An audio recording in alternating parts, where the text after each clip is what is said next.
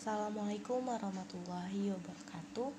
Perkenalkan, nama saya Ervina Aulia Lukman, NIM 290215597, Prodi Akuntansi Reguler Plus.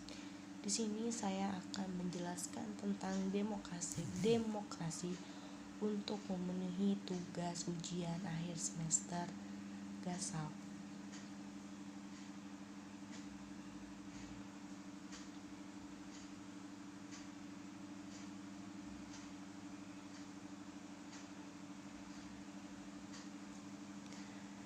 Baik, yang pertama ada demokrasi. Demokrasi berasal dari bahasa Yunani yaitu demos yang berarti rakyat, kratos atau kratrein yang berarti pemerintahan atau kekuasaan. Abad keempat sebelum Masehi dan ke-6 Masehi, atau disebut juga direct demokrasi di Yunani.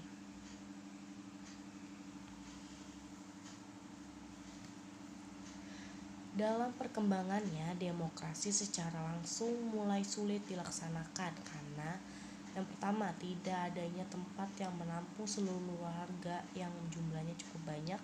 Yang kedua, untuk melakukan musyawarah dengan baik dengan jumlah yang banyak sulit dilakukan. Yang ketiga, hasil persetujuan secara mufakat sulit tercapai karena sulitnya pemungutan suara dari peserta yang adil.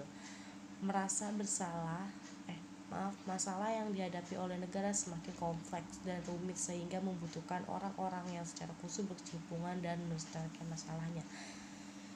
Demokrasi atas penyaluran hendaknya rakyat, yaitu demokrasi langsung dan demokrasi tidak langsung.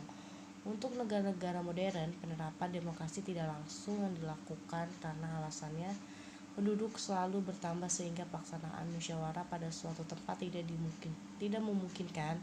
Yang kedua, masalah yang dihadapi semakin kompleks karena kebutuhan dan tantangan hidup semakin banyak.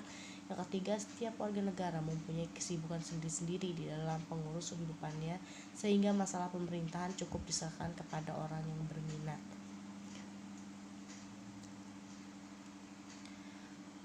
Menurut secara terminologi, banyak ahli yang mengemukakan pengertian demokrasi, namun dasarnya demokrasi selalu mengacu pada rakyat, yaitu pelaksanaan kekuasaan negara ialah wakil rakyat terpilih karena rakyat yakin segala kepentingannya akan diperhatikan.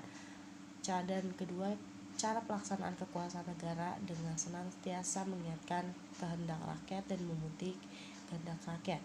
Batas kekuasaan negara demokrasi ditentukan dengan sebanyak mungkin diperoleh hasil yang diinginkan oleh rakyat asal tidak menyimpang. Selanjutnya, demokrasi sebagai bentuk pemerintahan. Sebagian bentuk pemerintahan menurut Plato yaitu monarki, yang kedua ada tirani, yang ketiga ada aristokrasi, yang keempat ada oligarki, yang kelima ada demokrasi, yang keenam ada mobokrasi atau ahokrasi. Sedangkan Machiavelli membagi bentuk pemerintahan menjadi dua, yaitu monarki dan republik.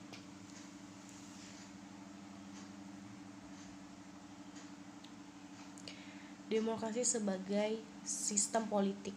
Demokrasi sebagai sistem politik merupakan suatu sistem yang menunjukkan bahwa kebijakan umum ditentukan atas dasar mayoritas oleh wakil-wakil yang diawasi secara efektif oleh rakyat dalam pemilihan yang berkala, yang didasarkan atas prinsip kesamaan politik dan keselanggaraan dalam suasana terjaminnya kebebasan politik.